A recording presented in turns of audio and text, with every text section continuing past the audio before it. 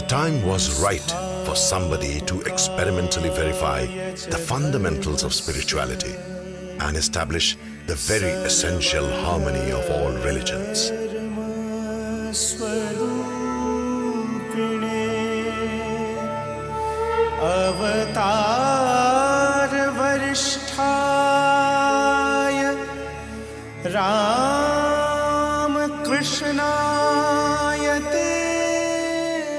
Sri Ramakrishna was born on the 18th of February 1836 in the village of Kamarpukur, about 60 miles from Calcutta.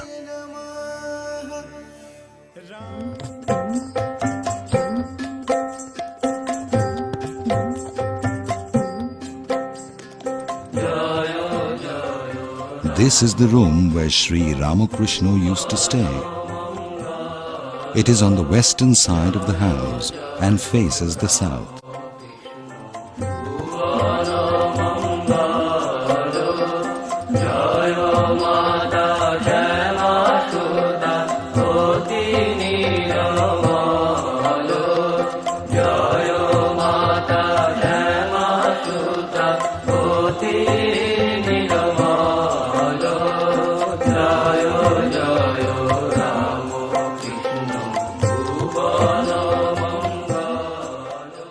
Just outside the house of Sri Ramakrishna stands the over 1.5 century-old mango tree planted by Sri Ramakrishna himself. It stands to the east of the parlour hut and yields fruit to this day. In his youth, he was appointed a priest in Kali temple at Dakshineshwar. God is worshipped here as the Divine Mother.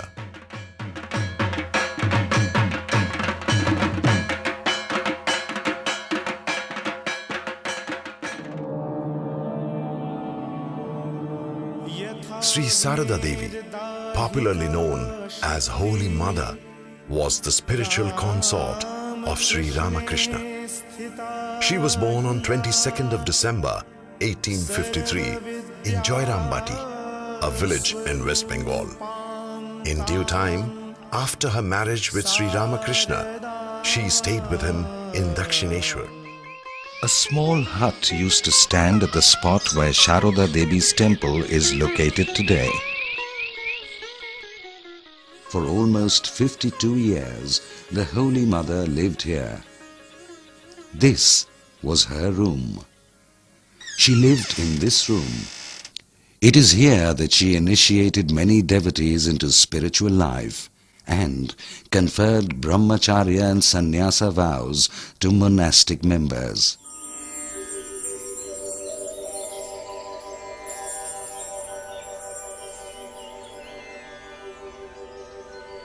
These are the sacred grounds where the divine grace of Sri Ramakrishna Paramahamsa Dev had manifested itself.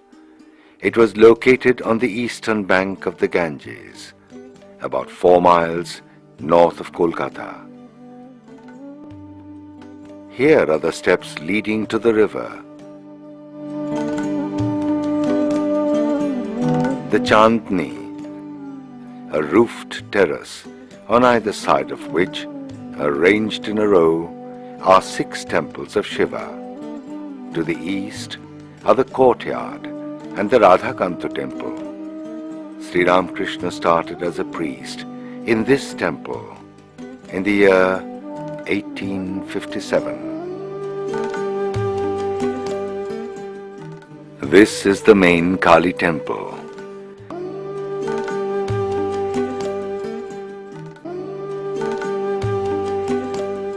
This is the Nat Mandir, or music hall. Here reside idols of Shiva and his 2 companions, Nandi and Bhringi. Before entering the main temple, Thakur would fold his hands and offer his pranams to this image. The Radhakanta temple. This is the image of Govindu, or Krishna. Thakur had mended this image when its leg was damaged in an accident. This is Sri Ramakrishna's room.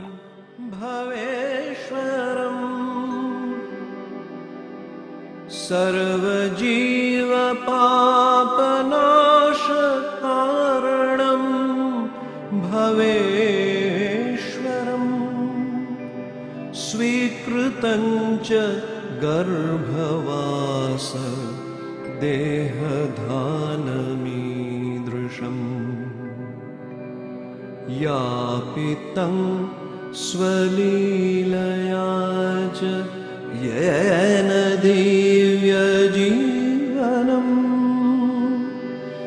तन्नमामि देवदेव. Sri Ramakrishna's strong inner urge impelled him to follow various spiritual disciplines described in Hindu scriptures and realize God through them.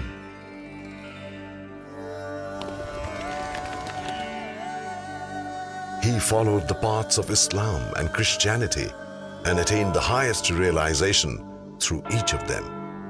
His spiritual practices led him to realize oneness with God. He then habitually lived in an exalted state of consciousness, in which he saw God in all beings. Sri Ramakrishna expressed the quintessence of the realizations of his 12-year-long spiritual practices in a simple dictum: Joto mot, toto pot. As many faiths, so many paths. As bees swarm around a fully blossomed flower, devotees now started coming to Sri Ramakrishna in Dakshineshwar. The foremost among these young disciples was Swami Vivekananda. Narendranath Datta, who was later on known as Swami Vivekananda, was born in Calcutta in 1863.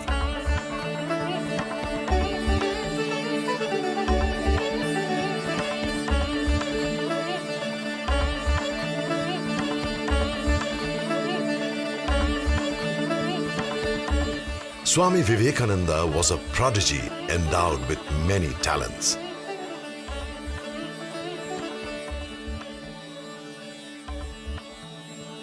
He had acquired a vast knowledge of different subjects, including Indian and Western philosophy and history. At the threshold of youth, Vivekananda passed through a period of spiritual crisis. He was assailed by doubts about the existence of God. It was then that he first heard about Sri Ramakrishna.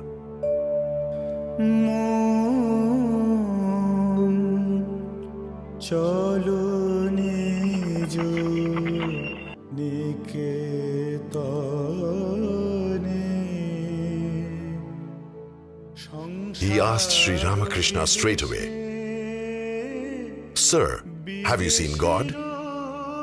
The reply was, "Yes, just like I see you, only more intensely."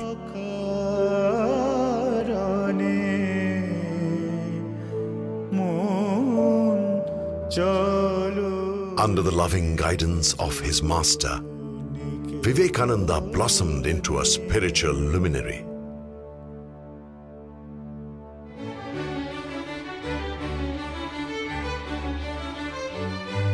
His speeches at the World Parliament of Religions in Chicago made him famous as an orator by divine right and a messenger of Indian wisdom to the Western world.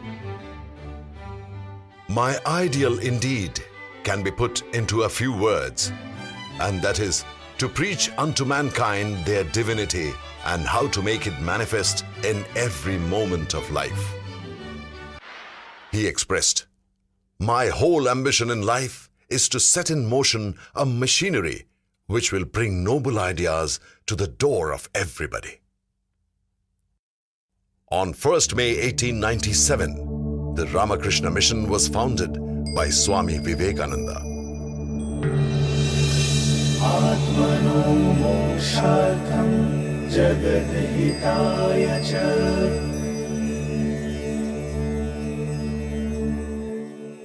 It was Vivekananda's dream to have a permanent abode for the monastery and to set up a unique temple dedicated to Sri Ramakrishna, from where his ideology and wisdom would continue to inspire humanity. To fulfill this dream, he acquired a plot of land at Belur. The main site was purchased on 4th of March 1898.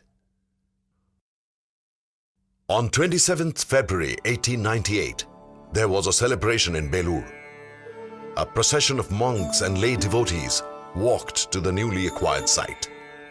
Vivekananda himself carried the urn containing the sacred relics of Sri Ramakrishna on his own shoulders. The urn was ceremonially worshipped, and Vivekananda prayed to his master to sanctify the place with his hallowed presence for the good of many and the happiness of the world. Swami Vivekananda shared his ideas and vision about the Ramakrishna temple with his brother monk, Swami Vivekananda, who was a civil engineer in his pre-monastic life.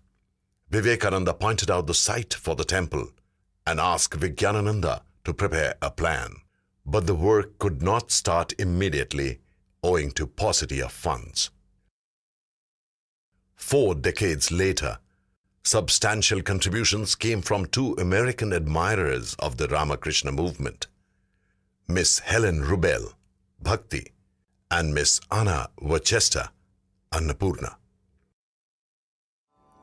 The construction finally began in 1935.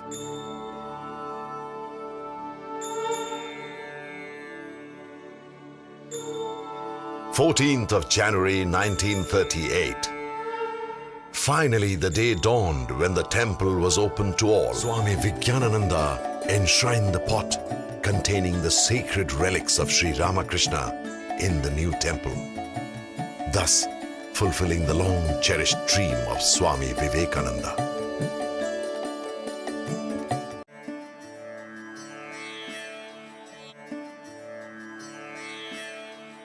Inside the sanctum is the marble statue of Sri Ramakrishna.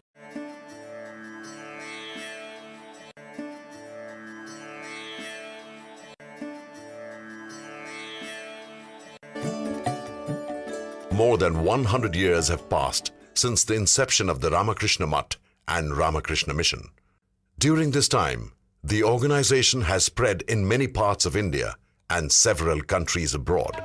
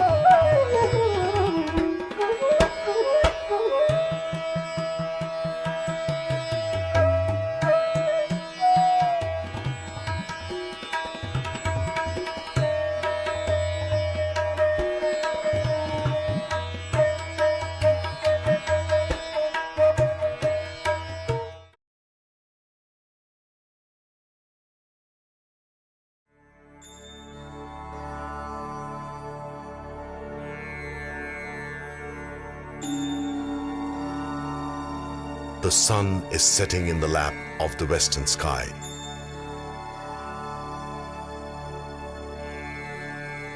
Every devout mind seeks the soothing confines of the prayer hall. That enchanting melody of the evening prayer unfurls a wave of devotion. In the spiritual domain sits Sri Ramakrishna, bestowing his grace upon all. Ah